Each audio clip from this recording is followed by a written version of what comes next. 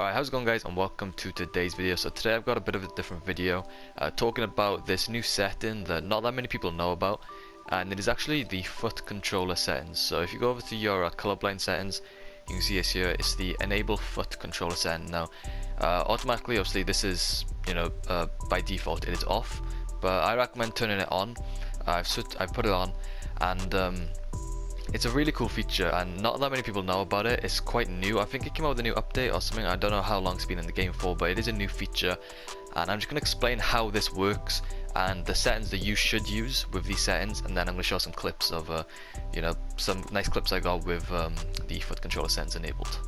So before I talk about the sensitivity of the foot controller, I just want to talk about explain how normal sensitivity works. So if you think about it as like a race car or something, you know that your sensitivity, it doesn't go from 1 to 100. It's the same with like a car. You can't go from 1 to 100 straight away. It goes from like 1 to 20 to 50 to 70, then to 100.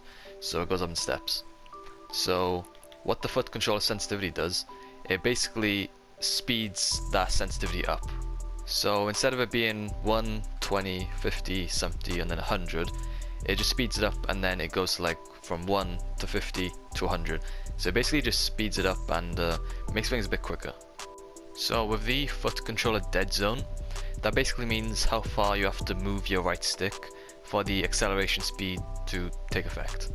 So the higher you have it, so if I have this at 1, the further you'll have to move your stick to feel the difference. So if I had this on 1 sensitivity, I'd have to move my sensitivity all the way around to 1 for the effect to take place. It's the same with the max throttle as well. With the max throttle setting, it basically helps you reach max sensitivity faster. The lower you have it, the faster your aim is going to accelerate. So this is why I recommend having both of these on 0.1, and obviously have the foot controller setting on. Now as I said, credit goes to Distorts and Flea. They kind of found out about this setting, and they kind of talked about it, but I don't think they really gave enough detail about how it works, because a lot of people are still confused and they don't really know how this setting works and what it actually does.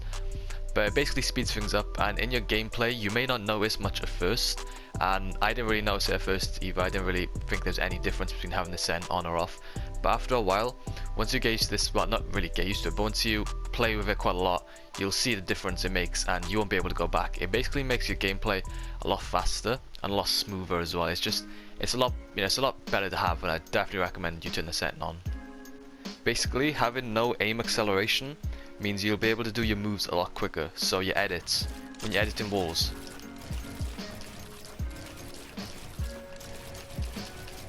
it just feels a lot quicker with your movement, and the gameplay overall just feels a lot smoother, and you'll be able to do it a lot quicker because you're not going to have that lag as your joystick catches up to your aim. So I know it's kind of confusing, but basically I just definitely recommend you turn this setting on. So I'll show you again. You just go to your colorblind settings, and you turn this on for your enable foot controller. I don't know what that's all about, but I definitely recommend turning this setting on, and I preferably like to have these on 0.1 because the acceleration of the aim kind of takes place a lot quicker basically. So you don't have to wait for your sensitivity to go up before the dead zone and the max throttle sort of takes place. So it works a lot quicker, and I just recommend having this at 0.1. And it's with your aim as well.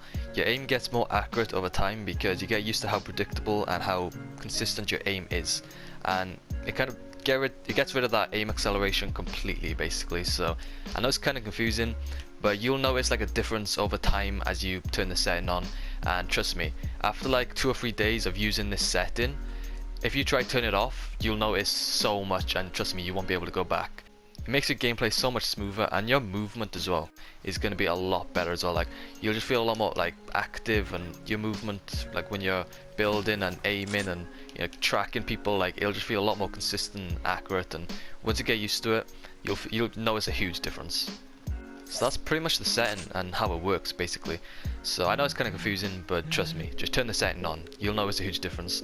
And yeah, that's basically the end of the video. I've got some, well, it's not the end of the video, I've got some clips now of me using this the setting. I've got some nice clips, so enjoy the rest of the video. And yeah, let me know in the comments down below what you guys think of this new setting, if you guys are going to use it or not, because I'd recommend you do. And yeah, enjoy the rest of the video. Peace.